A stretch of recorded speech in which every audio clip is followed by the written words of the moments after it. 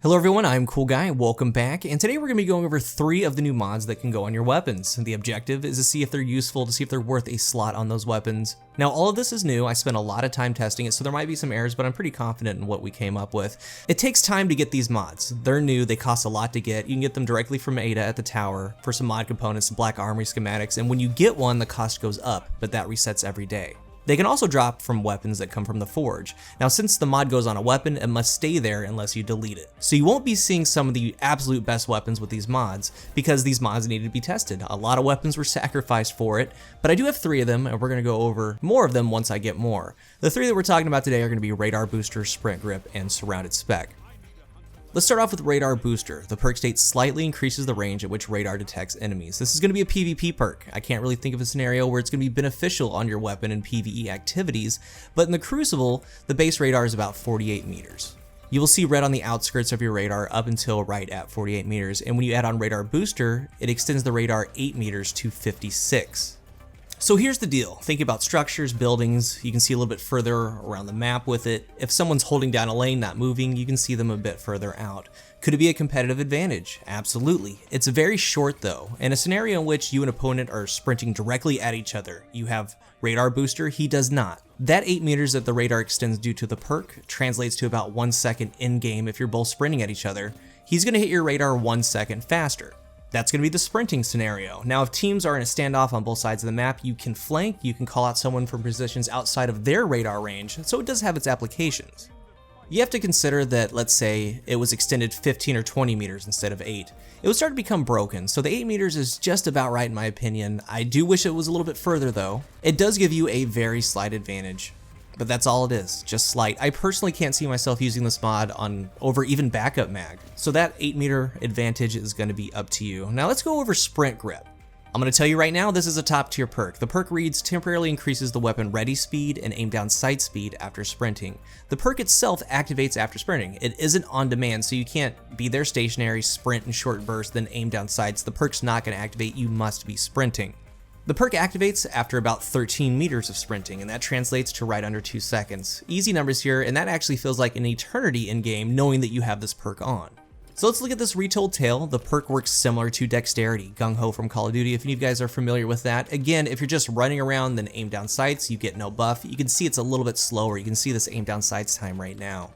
When Sprint Grip is activated, it goes much faster. Now this is with all weapons, and this perk even stacks on top of Snapshot. We're going to go over that in a little bit. One way to think about this is you have 2 perks, and you add this on as a makeshift kind of snapshot or quick draw. It also states that it temporarily increases the weapon's ready speed. Now this is a tough one to test, and we're going to bring it up later on, something that I found with the perk. The perk does appear to be running in the background, even though that the text isn't on screen. If you were to switch immediately then aim down sights, there's little to no difference. But if you wait a small second then switch ADS, you feel it slightly. A lot of inconclusive tests, but again, we'll go over this in a little bit. This perk allows you to knee slide as well, so that is going to have a lot of benefit to it. You're able to knee slide then aim down sights faster than you would have done. So let's talk about its application. There are 2 ways this perk is going to be used. Number 1, using it on your main weapon to help out getting caught in sprint. And on this channel I talk about that a lot. Don't take deaths by sprint, just don't do it. Not getting caught in sprint is one of the easiest ways to help elevate your game and improve your KD, because when you're caught in sprint, you're kind of helpless. So in a primary weapon and you're running around, this perk helps out tremendously. If you and another player see each other at the same exact time, stop to shoot each other, you're going to get the first shot. Or you're sprinting and say someone's holding a lane in front of you, you can acquire your target a little bit faster. It's good in that aspect. Now the second way is going to be aggressive, and this is where most players are going to fall. You can put on a shotgun, you can put on a sniper, grenade launcher, SMG, anything really. When you use it aggressively, these are split seconds, these are milliseconds, these are frames. These are the difference in gunfights. For PvE, you can put it on, let's say, a machine gun, but most applications, most of the time, in PvE, your heavy's going to have major spec, taken spec, boss spec, things like that. A lot of the weapons for PvE are accounted for. You could put on Sprint Grip, it'll make the weapons feel a little bit better if you want. But in PvP, like I said, those split seconds, those frames, it all matters in the Crucible. This is a gunfight changing perk, and I like to think that you PvP players would agree with me. Even if it is slight on some things, the end reasoning still remains. It's a gunfight changing perk, like the ability to land a clean shot with your shotgun. When players are shotgunning each other, they're aiming down sights, and when you aim down sights, you're out of hip fire, and when you're shotgunning, you want to land that clean shot. If you don't, the pellet RNG is wider. You want that spread to be close and tight.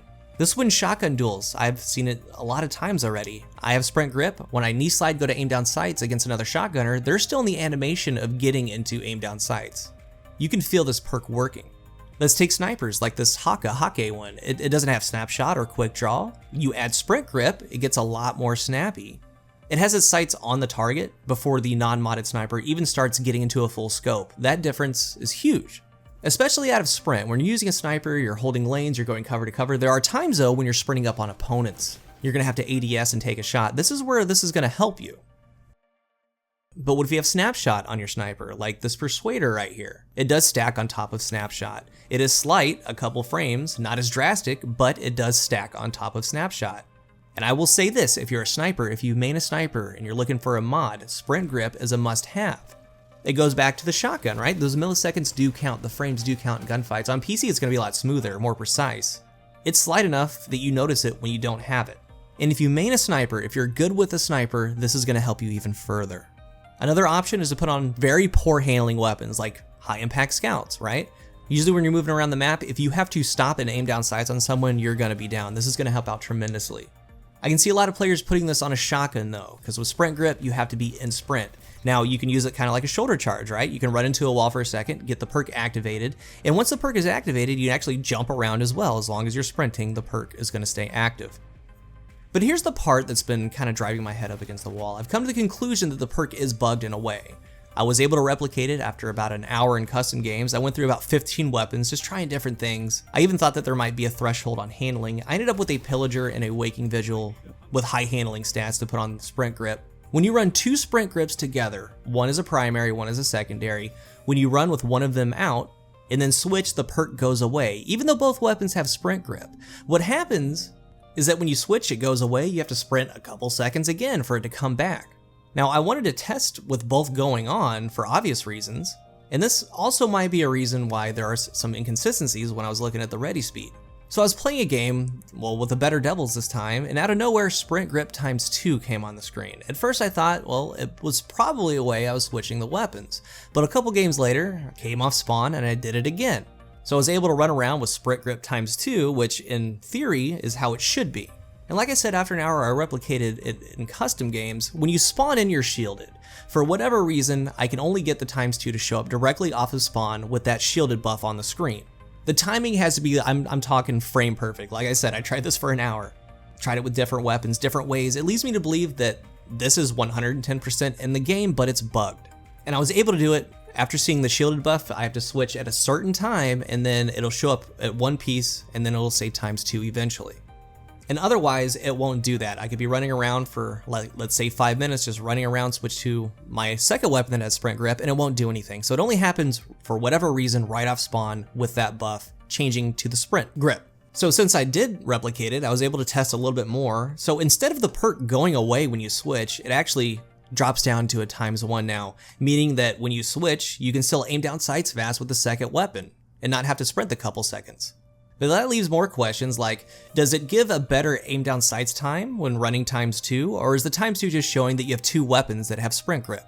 I don't know, like I said, I've been driving my head up against the wall. Regardless, the perk should always stay active, in my opinion, when you're running two weapons. We have shown that, it does do that, but it is bugged, and with the limits of the testing that I have, we don't really know overall what it can do, if that makes sense, but that doesn't take away with how good it is on a single weapon though. Top players will want this mod.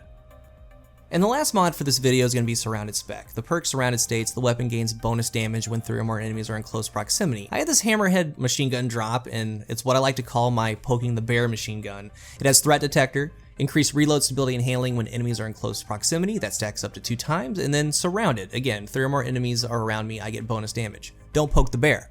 As far as distance, Surrounded procs when 3 or more enemies are around 14 meters away from you. The tests were done at 600 light in controlled environments. In the start of the raid here, the base hammerhead does 614 to the head. When I have Surrounded, it does 868, so a 41.37% increase. That's strikingly similar to what a Rampage ×2 does in PvE, because Rampage ×2 is a 41.25% increase. That's how we want to think about Surrounded. It's basically Rampage ×2.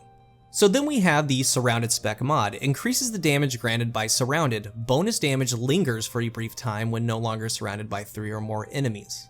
So when you add the mod, it increases that surrounded damage. So instead of doing 868, surrounded now does 953, a 55.21 increase from the base 614. And the mod itself basically adds 10% to surrounded, 868 to 953. Now in PvP, base damage is 41. With surrounded, it goes to 58, a 41.46 increase, similar to PvE. Now with the surrounded mod added, it does 64 damage, a 56.1% increase from that base 41 damage. And the difference again from 58 to 64, the surrounded mod, the surrounded spec itself is around 10%. Let's talk about this. I'm going to start off by saying only if you have perk synergy with surrounded, add this mod. Like this threat detector surrounded hammerhead roll that I have, it just works. So say you're in a well of radiance, some thrall are around you, they're hitting you, they won't kill you, but since they're around you, you're going to get the surrounded buff. On top of that, you have the mod. On top of that, you have the well. That type of scenario is great, but if you get a hammerhead with, let's say, just rampage, it might be better overall because you can slay ads. And remember, rampage times 3 in PvE is a 65.8% increase to your damage. What we can come away with, surrounded itself is niche, but like I said, there's no real reason to apply this mod unless the roll works.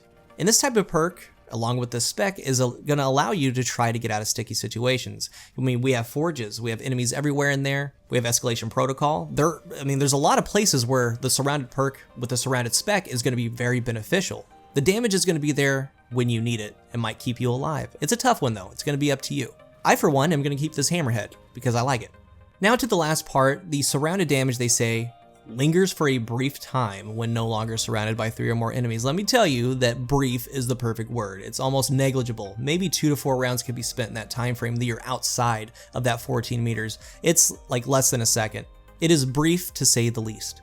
But what are your thoughts on these new mods? As I stated earlier, these are new. I may have some missing information, but for the most part, feel really great about it. If you do find anything, post below. Sprint grip is the one that I'm most excited about, but then again, from everything I tested, I know that it's bugged. It's got to be bugged because if you have 2 weapons, it should show sprint grip times 2, and you should be able to be kind of flowing in between the weapons effortlessly. And I think I've decided I'm going to put the sprint grip on one of my Dust Rock Blues. It makes every weapon better though. But I want to know, do you have any of these, or do you have any of the new ones that weren't talked about today? I would like to thank you guys for watching, spending a little bit of your day with me, and until the next one, I am CoolGuy.